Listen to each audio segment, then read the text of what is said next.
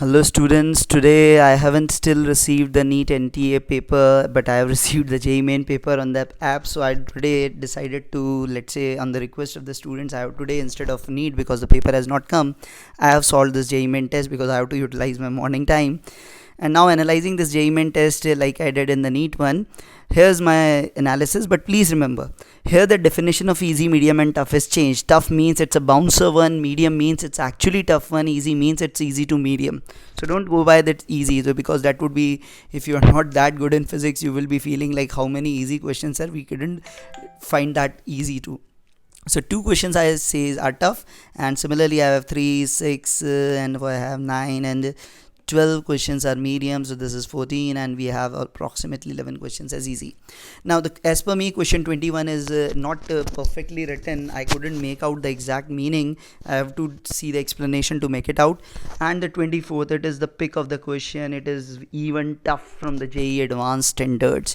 So the paper is overall balanced. It's a good paper for JEE main. It has some good questions to make you fear. It has easy questions that you can do, but not very easy questions. There are not enough questions that you can just straight away see and tick. So it's a perfect paper considering 25 questions, and it's actually going to be take a lot of efforts for you to solve such a paper. So if I do my analysis, if I take out of 100 marks, so for an average student, what I can make out, if he can score 60 or 60 plus, he is doing good enough. And for a very good student, any score above 75 plus I will consider as good considering the paper and the time. So 75-80 would be good, not exceptional. Exceptional means the students who are aiming for 270 plus, for them you have to score 85-90 minimum in this, in any paper, that's for sure. So that was my analysis. Let's see what the paper is. चलिए शुरू करते हैं आज का JEE main test 51. देखिए first question. A sample consisting of hydrogen atoms in the ground states excited by a monochromatic radiation of energy 12.75. If we were to observe the emission spectrum of this sample, then the number of spectral lines observed is. First of all, seeing this energy 12.75, you clearly know this difference is equals to E4 minus E1, because E4 you know is minus 0.85 eV and E1 you know is 13.6 eV. Then difference comes out to be 12.75 eV. That minus minus becomes plus. So that means the electron is excited from 1 to 4. Now here if I look like you directly know the formula, but I am telling you again. Let's say one possibility is direct 4 to 1, one is 4 to 1, then 2 to 1, one is 4 to 3, then you can have 3 to 1, or you can have 3 to 2 or 2 to 1. So these are the all possibilities that you can make out, and based on this, the number of lines that you are seeing is 1, 2, 3, 4, 5, 6. So maximum possible is 6 lines. You can directly use that formula also, nn minus 1 by 2, but there the number of lines will be 6. Here I am going for 6 because we have given a sample of hydrogen atom. If it is a single atom, then the maximum lines could be 3 only, but here we have multiple samples. Some can go directly, some can go via in between paths, so number of lines will be 6. Next, a ball is thrown horizontally from a height h above a staircase as shown in figure. So it is thrown with horizontal velocity u. If the coefficient of restitution for any collision is e, then the value of h for which the ball will bounce the same height above each step. So the height is going to remain the same. So first of all, look at this point. Just before collision, the velocity uy, because it has fallen from height h, initial speed is 0. So the speed just before collision is root 2 gh. Now what we need, the height should be same. That means the height above the projection point. If I take this, so this height, I call it, let's say h1 would be equals to h minus d, and this h1 is going to be e times uy whole square, because the vy after collision would be equals to euy upon 2g, that is equals to h minus d. So putting the value of the uy, what I get, e square uy square, that is 2gh over 2g, that is equals to h minus d. So this 2g get cancelled. What I get, I need to get the value of h. So if I take this, take d here, it will become h minus e square h. So h will become d upon 1 minus e square. So you can safely go for option D. So again you can do this. Now the next one. The next question says, figure shows the top view of a hollow cylindrical room having a frictionless floor. Block of mass m is projected with a speed v on the smooth horizontal floor along the wall of the room. The average normal force exerted by the cylindrical walls on the block during its motion from A to B. Now the average normal force it is asking from you. So first of all, we know it is going to have the same speed, and when it goes to B, the speed will become v. So from A to B, I can say that net change in momentum delta P would be equal to m at Vb minus Va. Because Vb and Va are same in speed but they are opposite in direction, I can directly say the change in momentum magnitude would be equals to 2mv. Now the time taken for this duration would be half of the circle. So 2 pi r by v ka half, we have pi r by v. So we have this pi r by v. Now the only force which acts on it during this whole duration is n along the horizontal. There is no force along horizontal apart from the normal from the wall. Other normal from floor and mg are in vertical direction. So I can directly, using the f average, would be equals to delta p magnitude by delta t along horizontal, and that is going to be the value of the normal average, and that is going to be 2mv square by pi r. That is what I am getting. So again the option comes out to be D. चलिए आगे चलते हैं. Question number 4.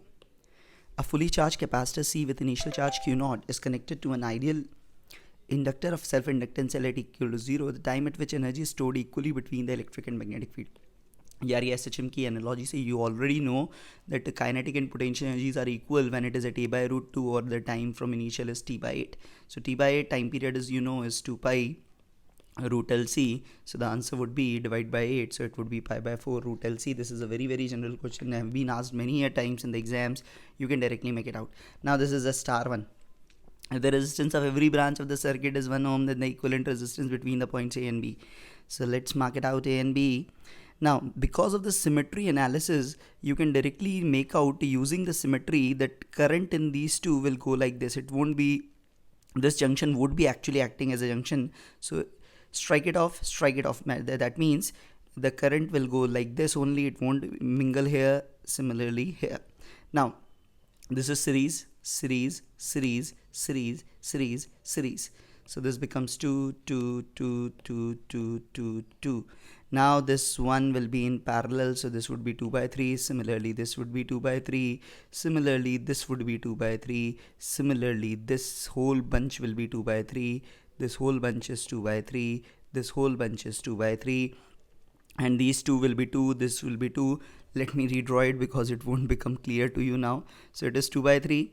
Then again you have this 2 by 3. Then you have this again as 2 by 3. In between you will have this 2 ohms. Here again 1 and 1, no mingling. I can directly call them in series, 2 ohms. Again here 2 by 3. Again here 2 by 3. Again here 2 by 3. 2 by 3. 2 by 3. This is A, this is B. Now 2 by 3 and 2, 2 by 3, and here similarly this was missing. This is also 2. So 2 by 3 and 2, that would be parallel formula. I can use 2 into 2 by 3 over 2 plus 2 by 3. What I'm going to have? I'm going to have 4 upon 8, that is 1 by 2. This is half ohm. So 2 by 3 plus 2 by 3. 4 by 3 plus 1 by 2. So the upper one becomes 4 by 3 plus 1 by 2. LCM is 6. So what I'm going to have, 8 plus 3, 11 by 6. So what you have, this complete branch becomes 11 by 6. This is 2. This complete branch becomes 11 by 6. And now these three are in parallel.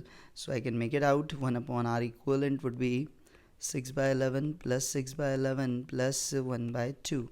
Taking the reciprocal. So what we have this 22. What we have, 6 plus 6, 12, 12 double 24 plus 11, that is 35 by 12. So our equivalent would be 22 by 35 ohms. You must have done something questions like this if you have practiced hard. So move ahead. Now the sixth one, this is the question looking from EMI. A DC motor runs by a source EMF 200, draws a current of 10, efficiency is 40%, then the resistance.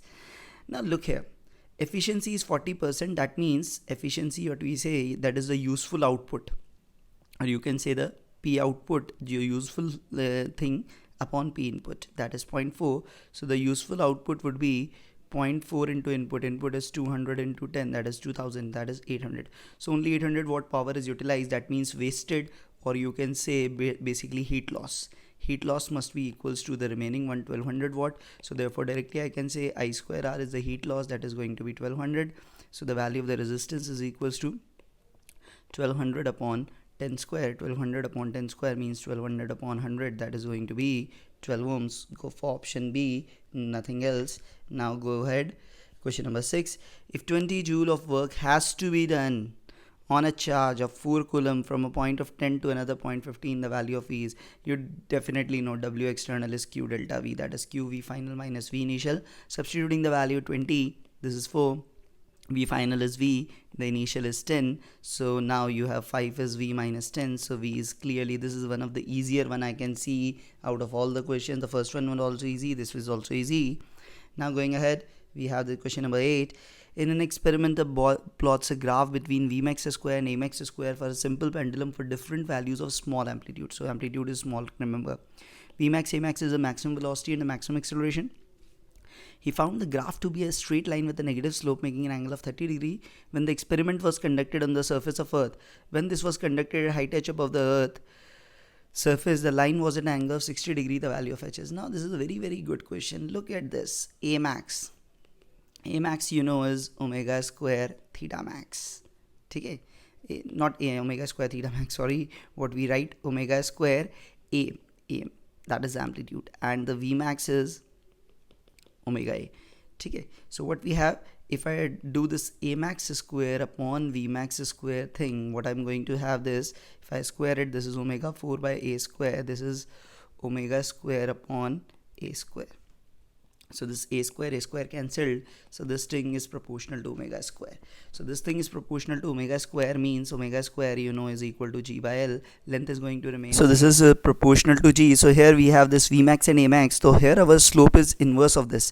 This is X and this is basically X and this is basically Y. So Y equal to Mx. So what we have, slope is going to be inverse to G. So now what we have, 1030 degree upon 1060 degree, if because it is an inverse relation, that is G at H and this is G at surface, and this ratio you know is equals to 1 by 3. 1030 is 1 by root 3, 1060 is root 3, so that means GH is GS by 3, and you know that is equal to GS upon, you can directly write it as 1 plus H by R ka whole square if you know that formula.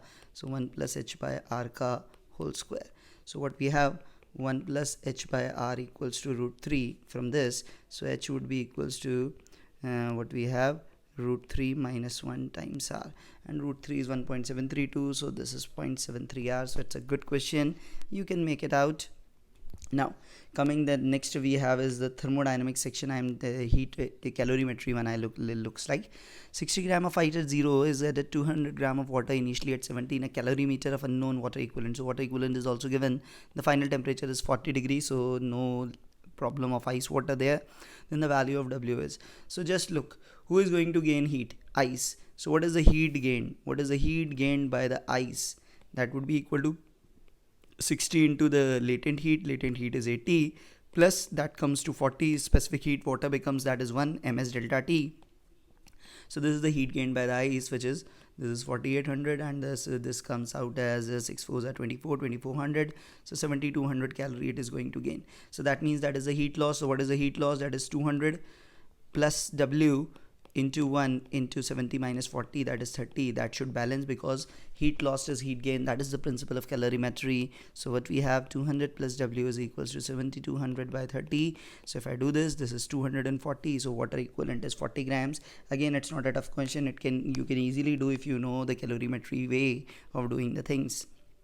Next, going on, initially the air in an open vessel is maintained at 60 degrees Celsius. Later on, the vessel is heated to a temperature T so that 1/4 mass of air escapes. That means the number of moles will become less.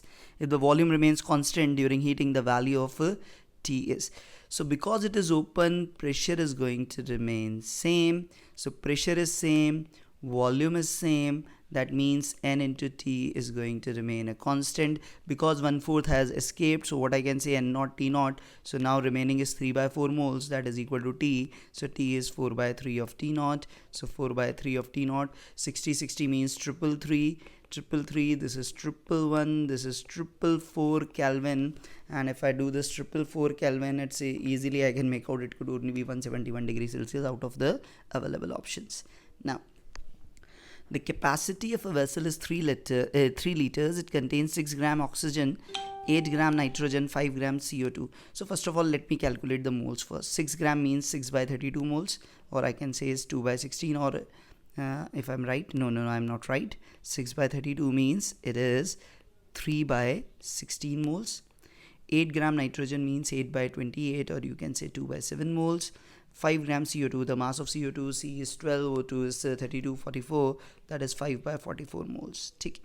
Then the pressure in the vessel is, we know PV is equals to nRT, and in ideal gases it doesn't matter moles is of which gas, we need to consider only the total moles. So if I do the total moles, I get 3 by 16 plus 2 by 7 plus 5 by 44, and the value of R into T, that is equals to P into V. So pressure is divided by volume. So if I do this, the calculation doesn't seems to be very good for me, but what we can do, we have to do this whatever the data is given. So its data is really bad. So let me solve it again. 16 by 3, it would be like, let's do it in points, that would be better. So 0.1, 140 is 0.18 something, or 0.19, we can make it out. Options are very far away. 2 by 7 is 0.3, I can take it because I have taken less. I let it be 0.3. 5 by 44, that is going to be 0.1, and then you have 660, that is 0.11. I can say R is 8.31. T is what is T? T. There is nothing called T, so I'll take it as the room temperature around 300. That is the only option I have. If the data is not given, 3 liter is 3 into 10 to the power minus 3, so it can come in SI units. So this 3 will cancel, this is 100, that becomes 10 to the power 5 into 8.31. if I do this, this is 0.41, approximately 0.6 you can say. So 8 into 0.6, that is 8 6 are 48. It would be 5 into 10 to the power 5. I can easily make it out. So out of the available options, it is option A that seems to be coming as the correct. So in your NTA, the solution is given as B, but if you check their explanation, they are also going for A, so it's a mistake there. Answer should be A, no worries. Next, a bullet emerges from a barrel of length 1.2 meter with a speed of 640. Assuming constant acceleration, the approximate time that is spent in the barrel after the gun is fired. So assuming constant acceleration, that means U is 0, A is constant, displacement covered is 1.2, and the final speed is 640. So time spent, so because acceleration is constant, I can directly write delta x is average speed is u plus v by 2 into t. So I can have this t as delta x, which is 1.2, u plus v by 2, that is 0 plus 640 by 2, that is 320. So this is going to be my answer. So if I do in milliseconds, this would be 1200 upon 320, so 120 by 32, approximately it comes out as 4 milliseconds. Now next, what we have, when forces F1, F2, F3 are acting on a particle of mass m such that F2 and F3 are mutually perpendicular, then the particle is stationary. Okay, if the force F1 is now reversed, then the acceleration of the particle is. So as per the data, this is F2, this is F3 now, F2, F3. So definitely to make it in equilibrium, F1 would be like this. It would be somewhere here, and I can say F1's magnitude would be F2 square plus F3 square. Now if F1 is now removed, you all know yaar, initially F1 plus F2 plus F3 was 0. Now F1 is that means F1 F2 plus F3 is minus of F1, you can write. So now if F1 is removed, that is going to be the net force, that is minus F1, that force is that is minus F1, so acceleration would be F1 by m, because net force is now equals to F1. So it's a easy one, you can make out. There was no need of telling them even mutually perpendicular, you can make it out without also here. A candle flame 0.5 centimeter high is kept between a wall and a concave mirror of length 1.5 meters such that image is 1.5 centimeter high. So you can say the magnification magnitude is 3. Find the distance of the candle from the wall and also the distance between the wall and the mirror. You need to find it out. So because it's a concave mirror, it's a magnified image, I can directly say it's not 3, it would be exactly minus 3, I'm sure. Now what you need to know, distance of the candle from the wall and also the distance between the wall and the mirror. So first of all, so let u is equal to minus x, minus I'm telling because I know as per my convention I know what I'm doing, and the v would be equals to, let's say, minus 3x cube. Why minus 3x? Because the image magnification is 3 times. So I can directly make out from the equation 1 upon u, that is my 1 minus 1 by x, plus 1 by v, that is 1 upon minus 3x, that is equal to 1 by f, which is 1 upon 1.5 meters. Okay, I'll take in meters only. So what we have, 1 by x plus 1 by 3x, if I do this LCM, this comes out as minus 4 by 3x, that is 1 upon 1.5. So x comes out as minus 4 by 3, 1.5 I can write as 3 by 2. So x comes out as what I have, x is coming out as 4 by 2, that is 2 meters. So this is 2 meters. So therefore this distance between the wall and the mirror is going to be 6 meters because that is 3x. Now for the distance of the candle from the wall, so what we have, this is the mirror, this is the wall comes out as 6 meters, the candle is here at 2 meters, so this remaining gap is 4 meter. So the option A seems to be the perfect one for me, 4 meter and 6 meter. Now going ahead, a particle executes SHM with a time period 16 seconds along the x-axis at t equal to 2 seconds. The particle crosses the mean, okay? At t equal to 4, the velocity is this, the amplitude of motion is, okay. So if I take from mean, so after 2 seconds, the velocity after mean becomes 4. So the amplitude of the motion you need to determine. So amplitude of the motion you have to determine, plus you are given time period is 16 seconds. So what I can make out, 2 second gap is equals to t by 8. So I know from my knowledge, I can just simply make it out. If this is x equal to 0 at t equal to 0, it reaches at t by 4 at x equal to a, and at t by 8 it reaches at x equal to a by root 2. That I know.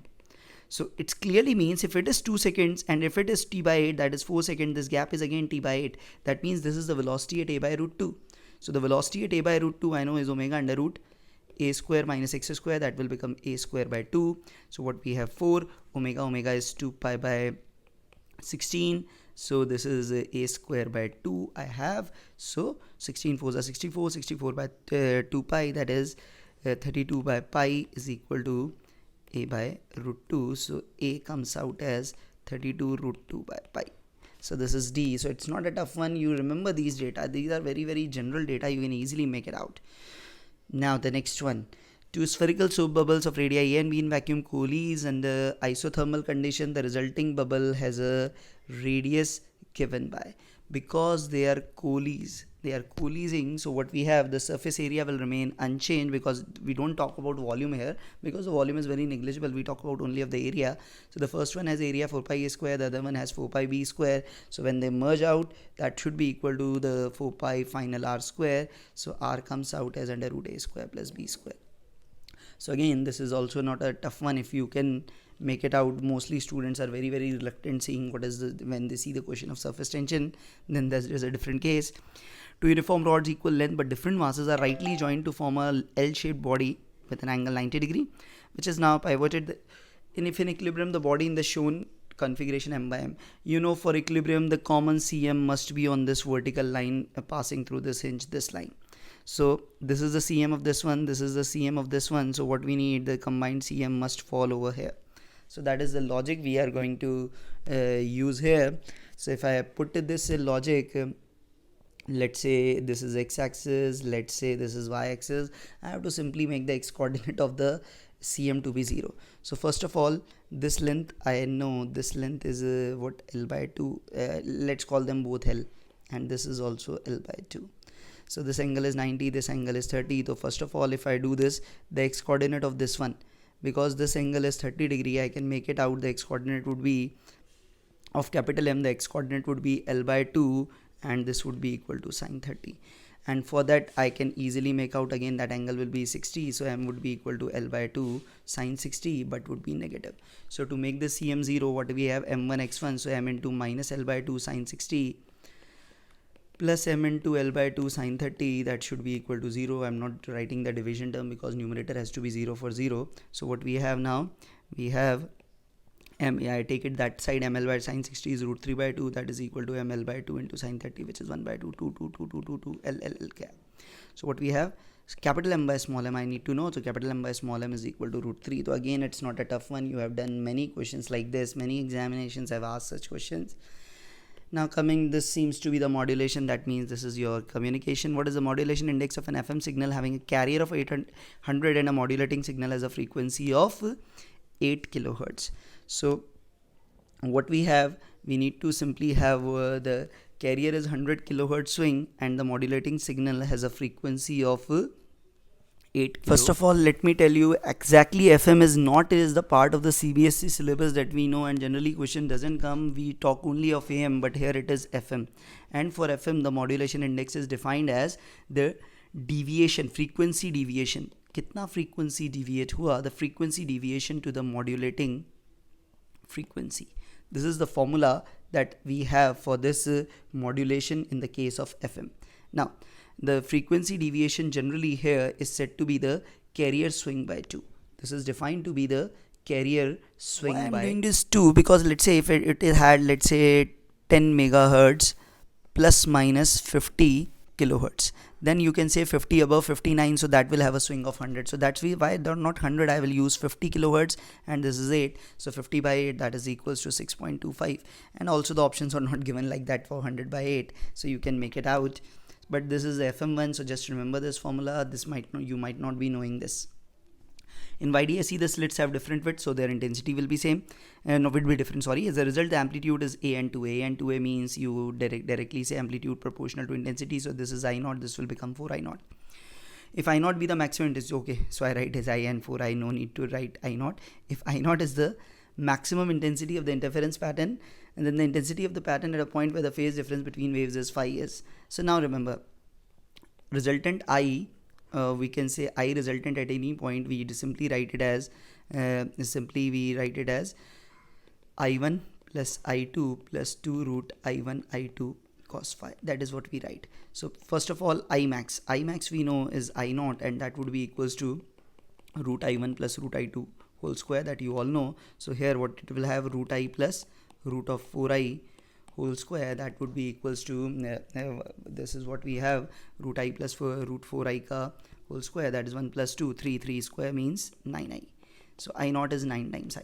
So I resultant at any point now would be equals to I1 I can write as I0 by 9, I2 that is 2I0 by 9 as per this data, 4I0 by 9 from this data, plus 2 times I0 by 9 into 4I0 by 9 under root cos phi. So what we have, 5I0 by 9 plus what we have, 2 and 9 will come out, that is 4 by 9 I0 cos phi. That is what we have. So this will come out as I0 by 9, and we have this 5 plus 4 cos phi. So this is easy. You can say the value of P is 9. Similar questions have actually come in other examinations before. You must have done in your sheets and something. Now the transverse displacement of wave on a string is given by, so this is again a standard one that has been asked before in JEE Main. So just look at this expression, convert it into some perfect square thing. So I can write it as AX plus BT. I can write it as root AX plus root BT ka whole square. Is it? You can check it out. Yes, it is. So comparing with kx plus minus omega t, so kx plus omega t, so wave is traveling along minus x-axis, and this is k will become root a, omega will become root b, so velocity is omega by k, that comes out as root b by a. Option B, this is a question you must have done, this is actually been asked before. So these are the 20 straight objective ones. Now go to the numerical ones. A block of mass 1 kg is released from the top of a rough incline having coefficient of friction root 1 by root 3. Initial speed is 2. The inclined plane has unknown length as a spring of constant K, 1 Newton per meter connected at the base. Find the maximum compression of the spring. Okay. So here what we are given has a known length and has a spring constant K connected at the base. Find the maximum compression. Okay. Now this question has stumped me because for me the data is not sufficiently given, and if I look their explanation, they have taken it to be having a constant speed. That means they have taken that the friction force acting along the incline is equal to mg sin theta. That is what they have assumed, and because they have assumed like this, both forces are equal. Iska matlab Wmg work plus W friction work, that will be 0. So you can simply have the complete initial kinetic energy goes in delta K loss is equal to delta U spring gain. I don't get it from the language, so I am simply saying I have also seen their way. I am not satisfied, but this is what they have done. So no option for me. It's leave half into 1 into 2 square, that would be equal to half K into x max square. So do it like this, simply x max comes out as 2, so you can put it x max is equal to 2 here particularly, but I'm not satisfied because for me I'm not getting any feel ki what it is having. So no issue, move on to the next question. 22nd.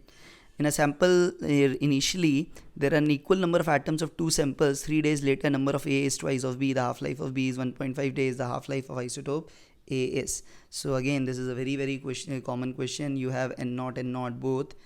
3 days later it becomes Na. 3 days later it becomes Nb. It has a half-life of 1.5 days. So Nb is, I can directly say, is equal to N0 by 4.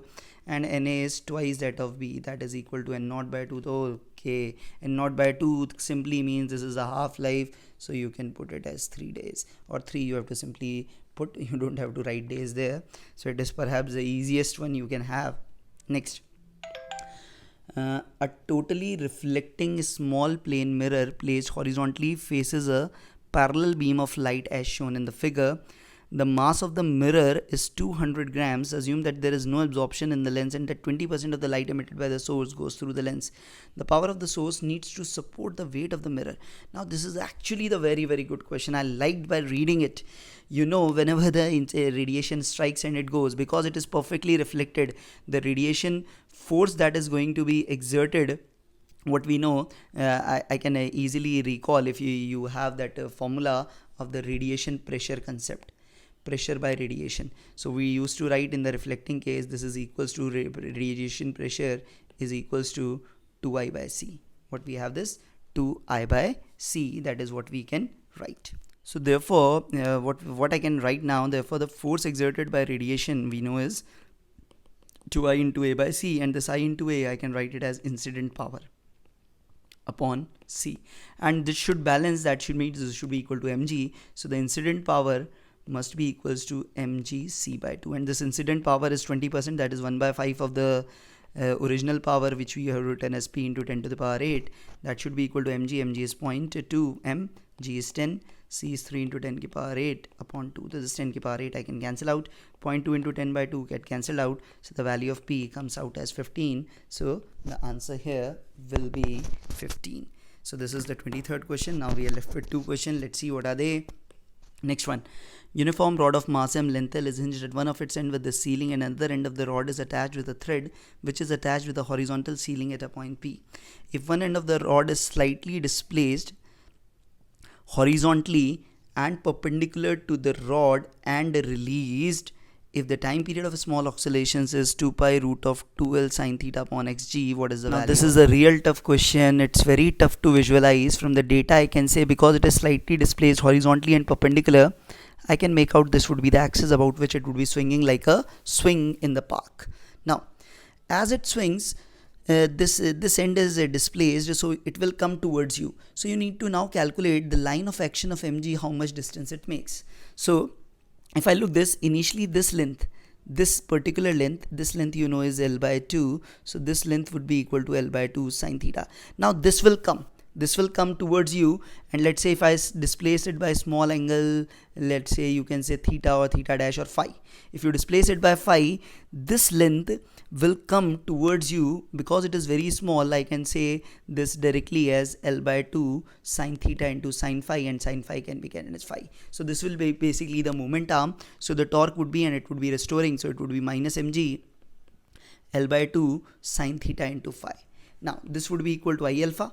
And what is I? I, because about this axis you have already calculated, you know you have to only take this length, this perpendicular length effectively rod, because this particular part will become 0. So this will become ml sin theta, capital L, sorry, L sin theta whole square by 3. So what we have, ml square sin square theta by 3. So using this, what we have, alpha is minus mg L by 2 sin theta into phi divided by ml square sin square theta 3 goes up, so minus 3 get cancelled, 3g by L sine theta, and that is what I am getting. Alpha is this, so omega I can easily make out is root 3g upon L sine of what we have, sorry, 3 by 2, don't do this mistake, L sine theta. So time period, comparing it, it is easily coming out that x is equal to 3, but believe me, it's not an easy one. Even I took time to get it, what would be the answer. So it's actually a very tough one. If you can't think of it, leave it in the exam. That would be better for most of the students. Now the last one I have. The figure shows a square loop PQRS with an edge length A. The resistance of the wire PQR is small r and that of PSR is 2R. The value of the magnetic field at the center of the loop is found to be this. Then what is the value of K? So what is the value of K? You need to find out what is K. Okay. So here the resistance is R. Here the resistance is 2R. So I can directly make out this would be 2I by 3. This would be I by 3 from your knowledge of current and electricity. So now what we have, if I look at it, if I draw this angle is going to be 45, this angle is going, all angles are going to be 45 from the data. So first of all, the field due to this, I'll call it 1, I'll call it 2, I'll call it 3, I'll call it 4. So B1 and B2 will be in same direction, so I can say B1 is equal to B2, and if I do the formula mu naught I, that is 2I by 3 upon what we have 4 pi r. What is the r here? The r would be this distance, and this distance is nothing, you are very sure this is equals to a by 2, and sine 45 plus sine 45, so 1 by root 2 plus 1 by root 2, you are going to have it. So now this 2 and 2, 4 will get cancelled. This is mu naught I upon 3 pi a, and here you have root 2.